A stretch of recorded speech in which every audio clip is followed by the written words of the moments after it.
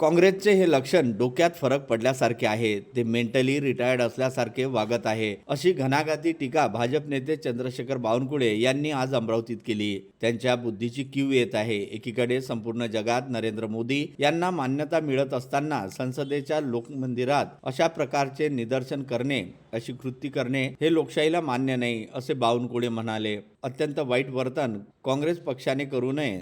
जर काँग्रेसचे असेच वागणे राहिले तर पुढील काळात काँग्रेस हद्दपार होईल, असा इशाराही यावेळी अमरावतीमध्ये पत्रकारांशी बोलताना पालकमंत्री चंद्रशेखर बावनकुळे यांनी दिला. झालेली आहे. साधारणतः 10 कोटी रुपयाचं एमडी असल्याची माहिती आहे. आता मी SP आणि CP या दोघांची चर्चा आज करणार आहे.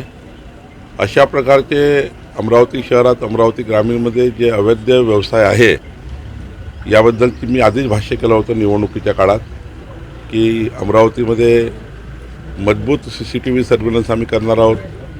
अमरावतीला सुरक्षित करण्याची योजना आमची आहे आणि अमरावतीमध्ये कुठल्याही प्रकारचे अवैध व्यवसाय आणि काही कर्मचारी त्यामध्ये इन्व्हॉल्व असतील त्याची आम्ही तपास करतो आहे, की विदाऊट प्रोटेक्शन किंवा कुठल्या पोलीस अधिकाऱ्याचं किंवा कर्मचाऱ्याचं काही त्या ठिकाणी त्या लोकांशी संबंध होते का हे आम्ही तपासतो आहे. कारण विदाऊट कोणाच्या नॉलेजमध्ये नसताना अशी कोणाची हिंमत होत नाही, ते आम्ही चेक करणार आहोत. पण निश्चितपणे अमरावतीला आता ड्रग्स मुक्त, MD मुक्त आणि गोवंश जे या ठिकाणी हत्या होत आहे त्यावरही आम्ही लक्ष टाकणार आहोत. अमरावतीला सुरक्षित करण्यासाठी आम्ही प्रयत्न करतो. आज आमची बैठकही आहे.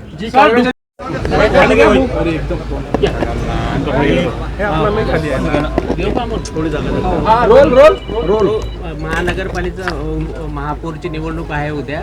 संजय खोडके जे आधी त्यांची अटी शर्ती होत्या की जर रवी राणा यांचा पक्ष राहिला तर युतीमध्ये येणार नाही. आता तुम्ही भेट घेतली, काही झालं का कॉम्प्रोमाइज? आज मी केवळ संजय खोडके यांच्याकडे एवढ्याच करता भेट दिली.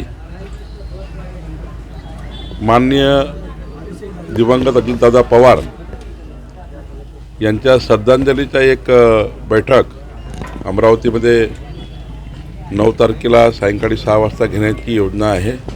त्याकरता एक बैठक आम्ही घेतली. महानगरपालिकेच्या निवडणुकीच्या संदर्भाने अजितदादांनी निर्देश दिले होते. संजयजी आणि आम्हा सर्वांना चर्चा झाली होती की भाजपासोबतच त्या ठिकाणी सरकारमध्ये महानगरपालिकेमध्ये बसायचं आणि प्रफुल्ल पटेलजी, सुनील तटकरेजी यांच्याशी चर्चा झाली होती. त्याप्रमाणे संजय खोडकेजी आणि आमदार खोडकेताई यांनी महापौराचा फॉर्म भरतानाच त्यांनी आम्हाला समर्थन दिलं होतं. त्यामुळं तो काही आज संदर्भ नव्हता. आज संदर्भ केवळ श्रद्धांजली सभेचा होता. ती सभा 9 तारखेला सायंकाळी 6 वाजता अमरावतीमध्ये होणार आहे. असं काही नाही. मला वाटतं तुम्हाला जी माहिती आली आहे ती चुकीची आहे. आज तशी काही आमची पॉलिटिकल बैठक झालीच नाही. आज आमची केवळ श्रद्धांजली सभेबद्दल बैठक झाली. पण जेव्हा आम्ही युतीमध्ये बसणार आहे तेव्हा असं काही कुठं होणार नाही. सर्वांनाच सारखं मतदान होणार आहे. काल लोकसभेमध्ये पंतप्रधान नरेंद्र मोदी जेव्हा भाषणासाठी उभे राहिले तर काँग्रेसचे खासदार महिला ते थेट मोदी साहेबांच्या अंगावर गेल्याचा प्रकार नाही. आणि आरोप आहे असं विपक्षी हे जे लक्षणं आहेत काँग्रेस पार्टीचे, हे अत्यंत वाईट पद्धतीने आणि अत्यंत ज्याला आपण म्हणतो विपक्ष ज्याला आपण हे म्हणतो की काही फरक पडला, म्हणजे डोक्यामध्ये फरक पडला असं वागतात आहे. जे मेंटली रिटायर्ड झाल्यासारखे वागतात आहे. त्यामुळं मला असं वाटतं की ही जी बुद्धी आहे या बुद्धीची कीव येतं.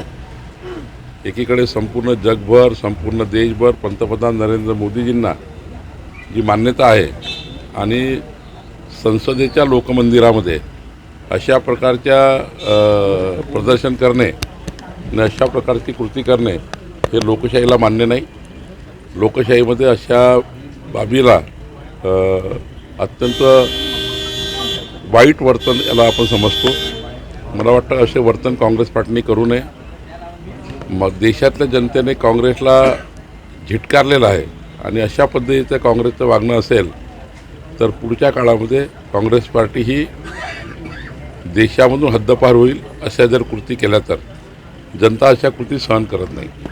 काल लोकसभेमध्ये पंतप्रधान नरेंद्र मोदी जेव्हा भाषणासाठी उभे राहिले तर काँग्रेसचे खासदार महिला ते थेट मोदी साहेबांच्या अंगावर गेल्याचा प्रकार करते नाही. आणि आरोप आहे असं विपक्षी हे जे लक्षणं आहेत काँग्रेस पार्टीचे हे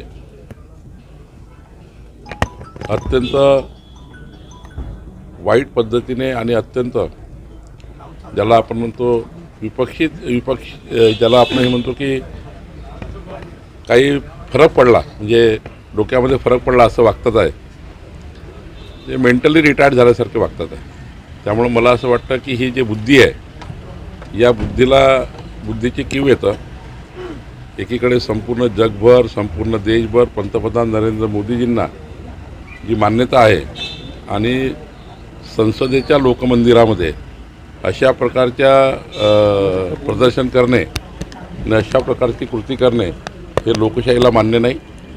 लोकशाहीमध्ये अशा बाबीला अत्यंत वाईट वर्तन याला आपण समजतो. मला वाटतं असे वर्तन काँग्रेस पार्टीने करू नये. मग देशातल्या जनतेने काँग्रेसला झिटकारलेलं आहे आणि अशा पद्धतीचं काँग्रेसचं वागणं असेल तर पुढच्या काळामध्ये काँग्रेस पार्टी ही देशामधून हद्दपार होईल अशा जर कृती केल्या तर जनता अशा कृती सहन करत नाही.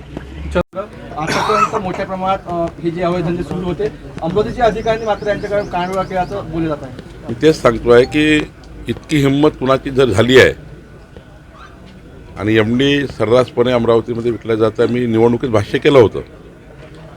तर यावर आता आम्ही तपासणार आहोत की अमरावतीचे अधिकारी का कारवाई करत नाही, का त्यांनी कारवाई केली नाही यावरही आम्ही पूर्ण लक्ष देणार आहे. आणि त्याच्याकरताच मी एक छोटीशी बैठक पोलीस विभागाचे आमचे SP CP या ठिकाणी चर्चा त्याची होणार आहे. सर, डफरी हलगर्जी गुन्ह्यामुळे पल्लवी गुर्दे या महिलेचा मृत्यू झाला आणि त्या संदर्भात दर दिवसाला आपल्या कलेक्टर ऑफिसवर आंदोलन होत आहे आणि कायदा आणि सुव्यवस्थेचा प्रश्न निर्माण होणार आहे. कारण मोर्चा निघणार आहे यानंतर, तर यावर काही उपाययोजना करणार आहे की त्यात काही एक समिती सुद्धा नेमलेली आहे? त्याची चर्चा मी आज करणार आहे.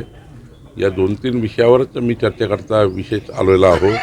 कलेक्टर ऑफिसला येण्याचं कारणच हे आहे की काही कायदा सुव्यवस्थेची परिस्थिती, काही ठिकाणी ड्रग्स MD, काही ठिकाणी गोवंश, हॉस्पिटलची हलगर्जीपणा या सर्व विषयावर मी चर्चा करणार आहे.